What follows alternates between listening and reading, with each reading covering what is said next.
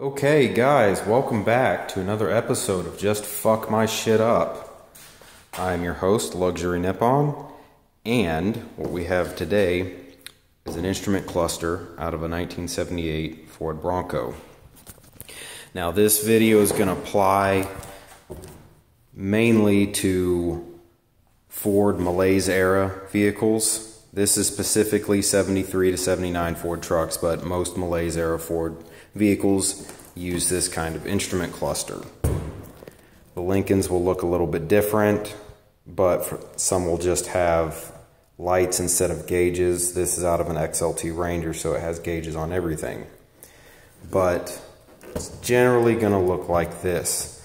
So if you have an issue with your gauges where intermittently they don't work and they're just kind of unreliable, recently the issues I was having was I would come out to my truck in the morning, start it up, I'd have half the gauges, then it would sit in the parking lot all day. I'd go out to it for lunch, it's steaming hot, all my gauges are working again. I leave in the evening and my gauges are dead again. So it seemed to be temperature changes that were affecting it. So basically how it operates is each gauge has two pegs, pretty much. Each gauge has two pegs and they're tightened down to this printed circuit that goes back to a electrical harness connector. And this is going to apply in general to any kind of classic vehicle that has a printed circuit on the back of the instrument cluster. So what happens over time is, if my camera will focus, the copper connection on the printed circuit around the pegs on the gauges gets stretched out, it gets corroded, you get flat spots, you get dead spots in it, and then, if I can not drop the nut, and then it doesn't want to attach very well down to the nut, and you also have these spring-loaded pegs here. So basically what you want to do is you want to take some Scotch-Brite,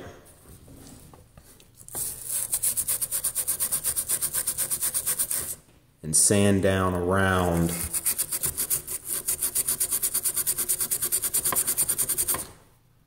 it until it's nice and shiny, and you get all the corrosion off.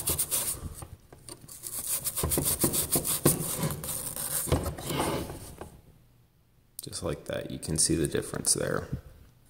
And then after that, what you're going to want to do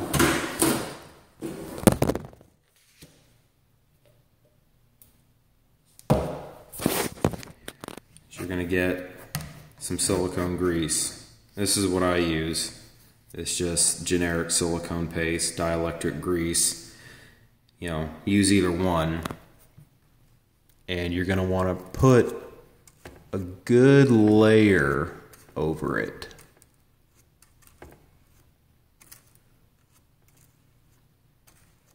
You know, don't completely gob it on there, but just make sure you get a good thin layer on it. And once you do that, you're also going to want to do that to the back of this nut here. So do that to the back of the nut, and then you may also want to take a small flathead screwdriver, like a pocket screwdriver, and if your spring-loaded pegs are bent down, you might want to bend those back out a little bit.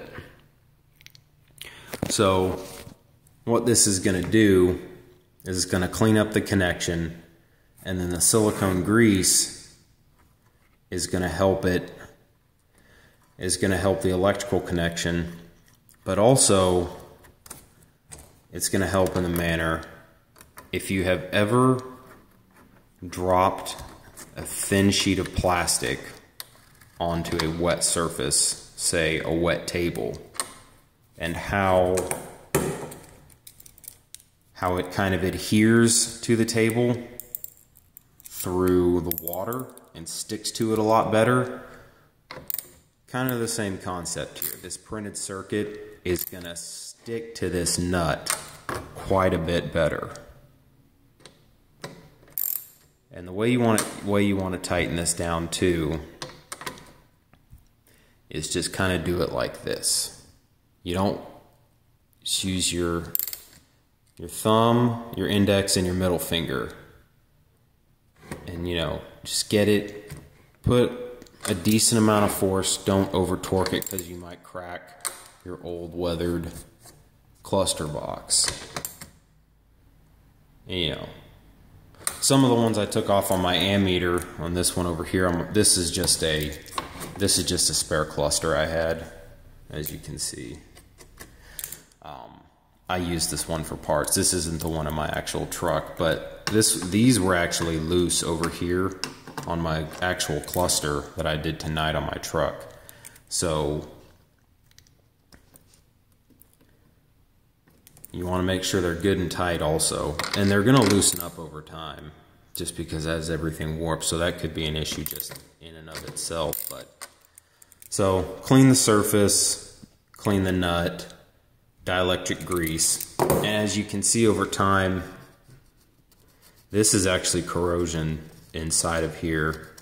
And on my other cluster, I had a complete open circuit. There's a dead circuit in my cluster, or my printed circuit, and there was no way to fix it. So what I did was, got this one off here.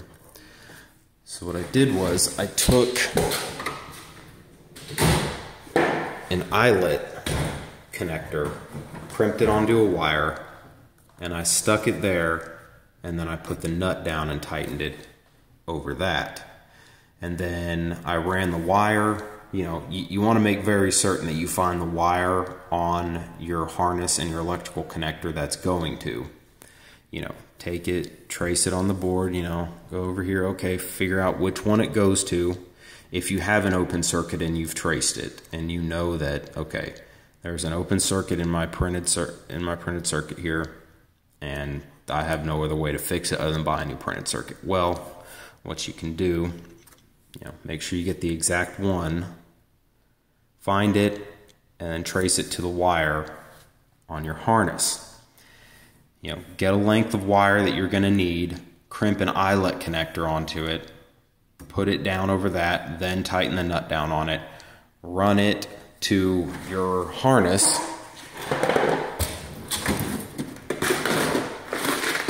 and splice it into the wiring harness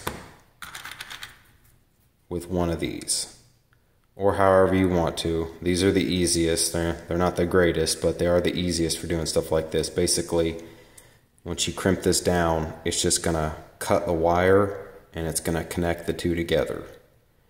Connect the wire to that. And then after you do that, if I have some in here, I can show you. About halfway down the wire, cut it and crimp these on there, quick disconnects, so that when you got to take the cluster out next time, you don't got to cut the wire, resolder it, whatever. Crimp these quick disconnects on there so you can just disconnect the wire. And I wish I had a picture of it on my actual truck that I had to do that on. It would make it a clearer picture for you, but so if that's another issue you can have with a printed circuit, and that's another way to fix it there.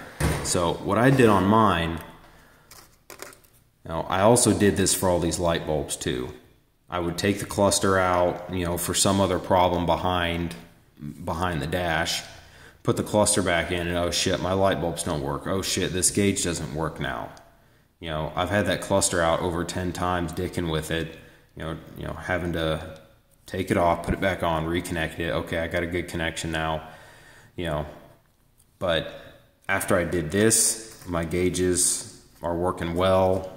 My lights are working well. I haven't had an issue. So for these, you're going to want to do the same thing. Scotch-Brite down on this, all that. Scotch-Brite, or maybe take a thin electrical file, or maybe just a really fine file almost kind of like a nail file. File these tabs here, use a screwdriver, bend them up, so you get a nice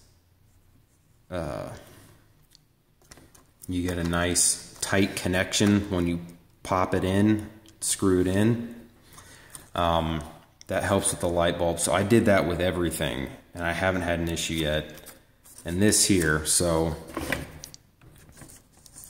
this plastic warps over time, and when you stick the connector in here, it often doesn't really get a good connection with this here because it's too loose. So what I did on mine, and I don't know where you're going to be able to find this because this is stuff I have left over from work for squeak and rattles in our squeak and rattle kit. This is, let's see who makes it, Haibon.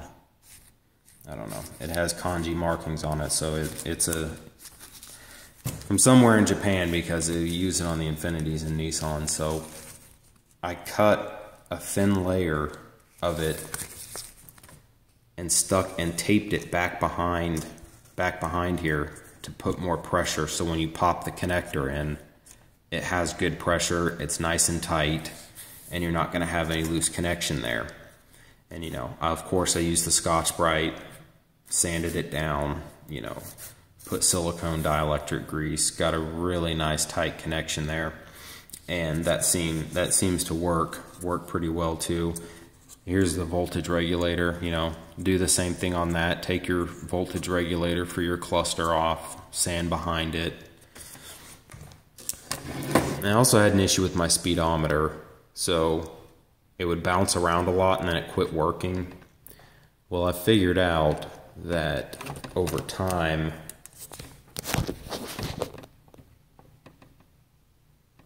my fucking camera won't focus. Over time, this thing wears down. And when it's pressed in, the magnet doesn't like to grab the speedometer as well. And there's actually a shim right there. I don't know if you can see.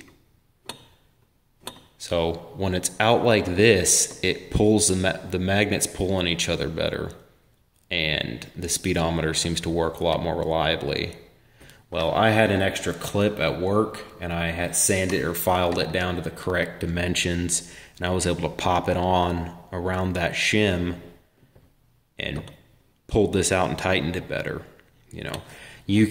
I just have a bunch of stuff left over from the years I've been in the auto business, and in these scenarios I usually happen to have something that works, fortunately, but you may not be as fortunate.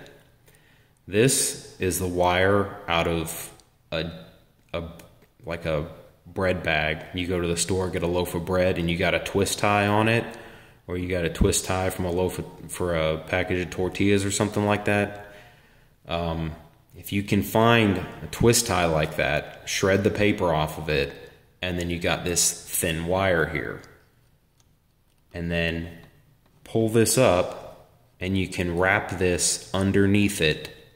Do it between the shim and this outer piece here. Don't do it closer to the speedometer and the shim. Do it between the shim and this side, because that's the side that wears. It wears over on this side here.